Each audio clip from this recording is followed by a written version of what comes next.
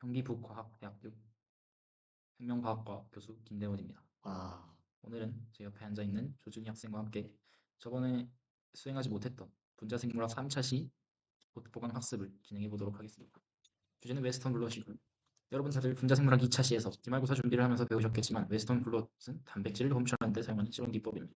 저도 왕년에 한 30년 정도 된 것 같은데 R&D를 하면서 웨스턴 블롯이라는 걸 해보려고 찾아봤던 기억이 있는데요. 여기서 SDS 페이지라는 기법을 활용하게 됩니다.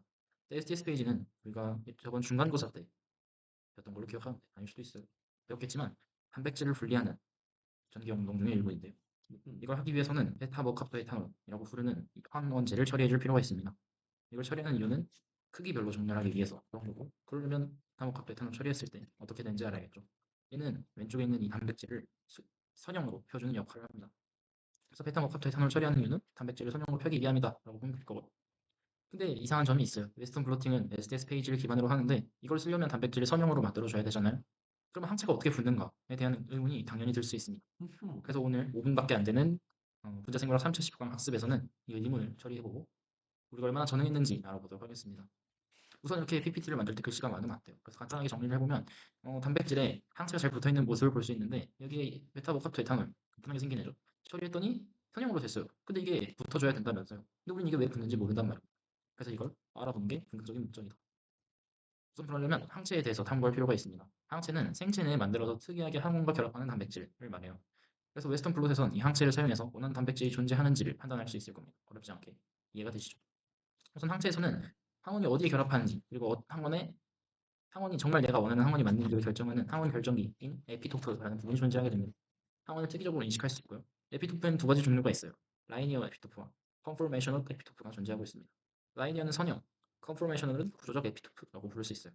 구조적 에피토프는 말 그대로 구조를 인식하는 에피토프이기 때문에 선형으로 펴져 있는 상태에선 보기 어렵죠. 그래서 웨스턴 블롯에서 쓰긴 어려운 점이 있다고 볼 수 있고요. 그래서 그냥 쥐한테 선형 단백질을 넣어서 그거에 맞게 항체를 만들면 정말 쉽게 웨스턴 블롯을 할 수 있을 거라고 생각할 수 있습니다. 그러면 우리가 원하는 문제가 해결됐겠죠. 하지만 아직 끝나지 않았습니다. 우리가 이렇게 중간고사 때 안핀센의 실험을 배운 적이 있어요. 여기서 이온화 결합을 끊어주는 베타복합 에탄올을 처리한 뒤에 그걸 다시 빼줬더니 다시 3차 구조를 형성했다는 놀라운 실험 결과가 있었는데요. 그럼 이것도 마찬가지로 쥐에 선형 단백질을 넣어버리면 다시 쥐가 알아서 잡아버리지 않을까요? 그렇기 때문에 선형 단백질에 정확하게 맞는 항체를 만들 수는 없다는 겁니다. 그리고 이럴 수도 있잖아요. 선형 단백질에 맞는 항체를 결국에 잘 만들었다고 해봅시다. 근데 얘를 접었더니 그 항체가 인식하는 부분이 저 내부로 들어가 버린 거예요. 3차 구조를 만드니까. 그러면 항체가 결합할 수 없잖아요. 그죠? 이런 문제는 우리가 사실 다 전형했기 때문에 얘기한 거다라고 할 수 있습니다. 우선 선형 에피토프의 정확한 정의를 보자면 선형 상태에서의 에피토프가 아닙니다. 헷갈릴 수 있어요. 연속적 아미노산 배열이 형성하는 3차원 구조를 얘기합니다. 결국엔 3차원 구조예요. 연속적인 아미노산 배열이 형성하고 있냐의 차이인 거죠.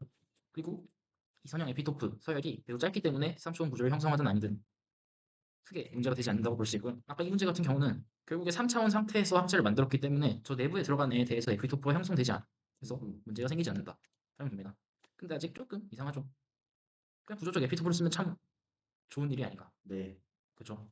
그래서 이런 생각을 해볼 수 있어요. 구조적 에피토프를 쓸 거면 그냥 SDS 페이지 끝나고 접어버리면 안 되는 거. 웨스턴 블러스 할 때 선형으로 편 이유는 SDS 페이지를 위해서만 존재해요. 그리고 SDS 페이지는 제일 첫 번째 행하는 과정이기 때문에 얘가 끝나면 다시 접어버릴 수 있지 않을까요? 그래서 접어봤더니 진짜 되더라고요. 그래서 만들어진 게 Far Western Blot, 멀리 있는 서쪽 블로팅입니다. 이렇게 만들어진 블로팅 기법이 굉장히 많아요. 그래서 요즘은 블로팅으로 나침반도 만드는 시대에 됐는데 저기 오른쪽이 아니고 왼쪽이네요. 왼쪽을 잘 보시면 Far Western이라고 적혀 있는 게 있습니다. Far Western은 사실 사용 목적은 단백질 간의 상호작용을 규명하는 데 있어요. 그래서 웨스턴 블롯과 사용 목적이 조금 다르다는 점은 알고 계셔야겠지만 기존에 사용하던 웨스턴 블롯에서의 단점, 구조적 에피토프를 사용할 수 없다는 단점은 완벽하게 보완한 케이스라고 볼 수 있기 때문에 Far Western 블롯을 우리가 좀 더 단백질을 정확하게 검출하는 사용할 수 있다고 생각합니다. 탐구 결과를 간단하게 정리해 봅시다. 에피토프에는 두 종류가 있다고 했죠. 선형과 구조적. 선형은 연속적인 아미노산 서열을 인식하는 거고 구조적은 연속적이지 않은 아미노산 서열을 인식하는 거예요. 근데 기본적으로 웨스턴 블롯에서는 이런 구조적 에피토프는 사용할 수 없다는 걸 알 수 있고요. 그래서 그 대안으로 구조적 에피토프도 사용할 수 있게 SDS 페이지 이후에 단백질을 다시 접어버리는 Far Western 블롯이 존재한다라는 겁니다. 우리가 이 탐구를 하면서 배운 점은 이런 거예요. 우리가 사실 배운 실험 기법은 어머나 굉장히 오래전에 만들어졌는데요.